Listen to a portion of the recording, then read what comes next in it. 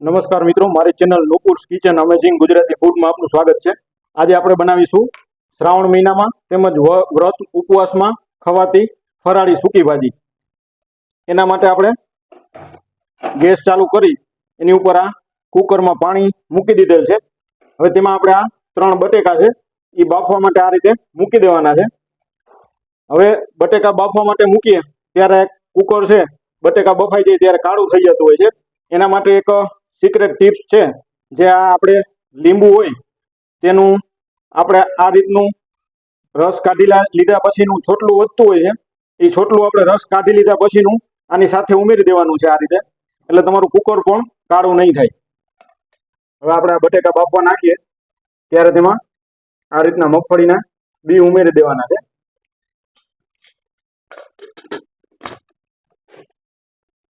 હવે આપણે 6 વિસલ થઈ ગયેલ છે, આપણે જોઈ લેશું કે આપણે બટેકા છે એ પાકી ગયેલ છે। આ રીતે ચેક કરી લેવાના છે, બટેકા આપણા પાકી ગયેલ છે। તો બટેકાને આપણે કાઢી લેશું। હવે આપણે બટેકાને બાફી લીધેલ છે, આ રીતે વચ્ચેથી ભાગ કરી દેવાના છે, જેથી કરીને બટેકા ઝડપથી ઠરી જાય। આ રીતે આપણે વચ્ચેથી 2 ભાગ કરી દેવાના છે, થોડી વાર માટે આ જ રીતે રાખવાના છે। હવે આપણે આ બટેકા ઠંડા થઈ ગયેલ છે, એની આપણે આ રીતે બધાની છાલ ઉતારી લેવાની છે। આ બધા બટેકાની છાલ ઉતારી લીધેલ છે, ત્યાર પછી એને આપણે આ રીતનું કટિંગ કરવાનું છે। બહુ મોટું નથી કરવાનું અને નાનું પણ નથી કરવાનું। આ રીતે આપણે બધા બટેકાનું હવે એક સરખું કટિંગ કરી લેશું।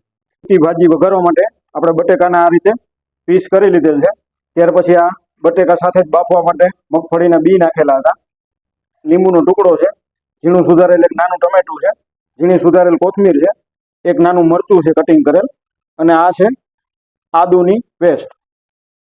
હવે આપણે સૂકી ભાજી વઘારવા માટે 1.5 ટેબલ સ્પૂન તેલ લઈ લીધેલ છે। હવે તેલ ગરમ થઈ ગયેલ છે, એમાં આપણે અડધી ચમચી આ રીતે જીરું એડ કરીશું। ત્યાર પછી તેમાં આપણે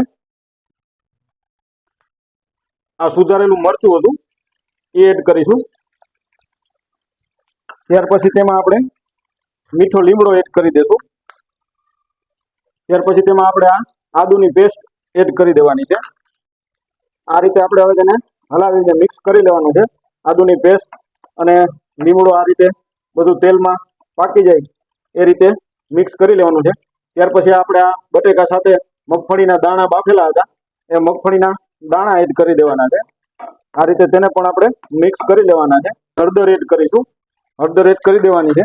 ત્યાર પછી તેને હળદરને આપણે આ રીતે તેલમાં પકાવી લેવાની છે। ગેસ આપણે મીડિયમ રાખવાનો છે અને આ રીતે પકાવતું જવાનું છે। ત્યાર પછી તેમાં આપણે એક સુધારેલું નાનું ટમેટું હતું એ એડ કરી દેવાનું છે। ત્યાર પછી આપણે તેમાં 2 ચમચી નાની છે એ મીઠું એડ કરવાનું છે। આ રીતે આપણે મીઠું એડ કરી દેશું।